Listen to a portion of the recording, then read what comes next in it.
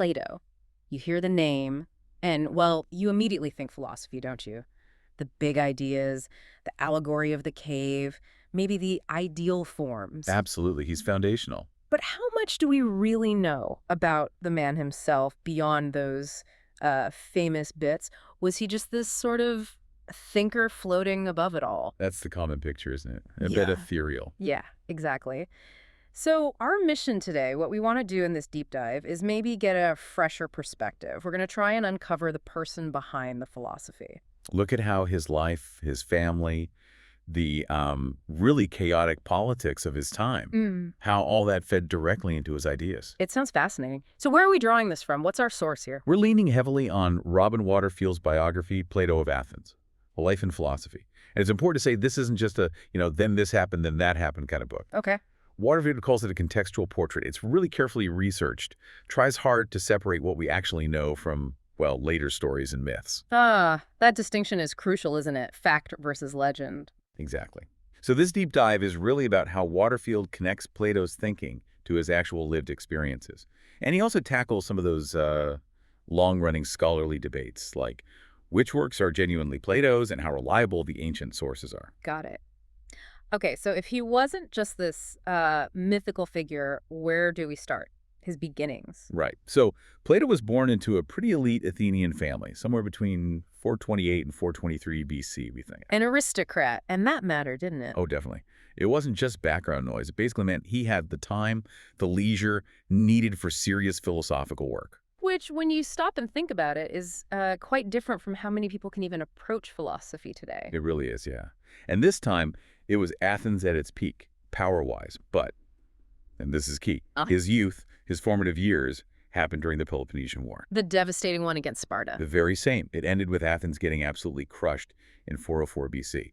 And for Plato, this wasn't just history class. This was the crisis that defined his youth. Just immense instability all around him. Wow. And you mentioned his family earlier.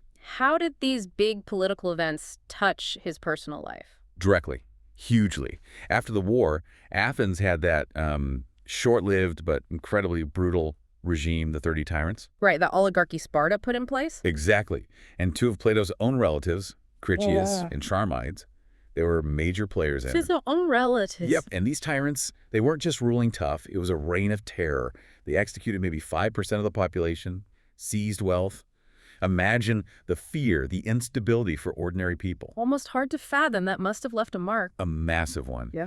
This direct experience, seeing this brutal oligarchy and then seeing the flawed democracy that eventually kicked them out, this was kind of the crucible for him. How so? It forged his lifelong belief, really, his conviction about the dangers of power without limits. Didn't matter if it was a few tyrants or an undisciplined mob. So that explains his search for a better way, for justice and stability. Precisely. It leads right to ideas like the philosopher king and the republic.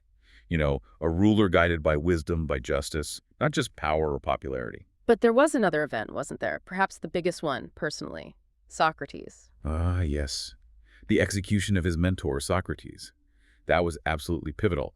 The source points out that Socrates' death was seen, partly anyway, as sort of fallout from his connections to some of those 30 tyrants. Guilt by association, almost. Perhaps. But for Plato, it wasn't just losing his teacher, his friend. It was this profound public injustice.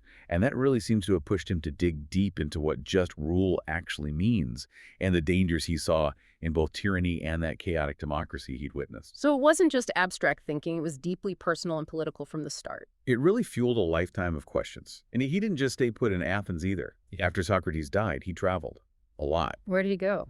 Well, he studied with Euclid and Megara that helped shape his logical side. He did military service, which grounded him in practical stuff. He spent time with Pythagoreans in Italy. Ah, the math and mystical side. Exactly. That fed into his theory of forms.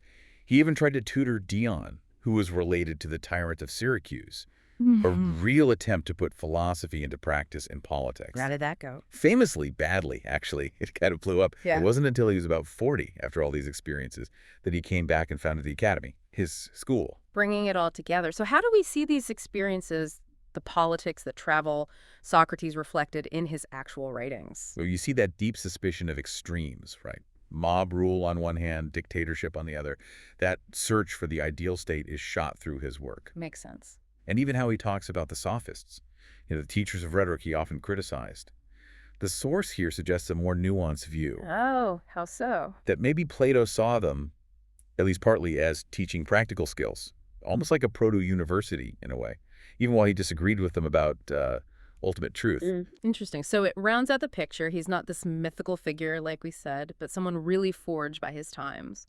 The politics, family, travel, it all seems to plant the seeds for the big questions he asks. Exactly right.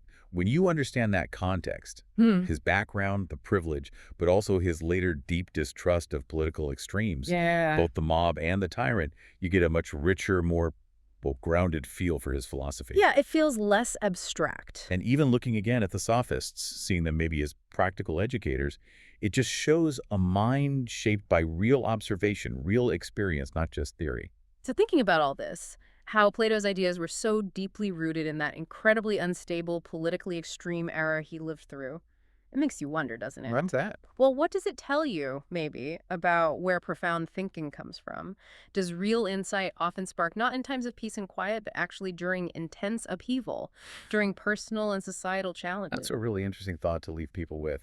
Does crisis breed clarity in a way? Something to definitely chew on as you look at the world today.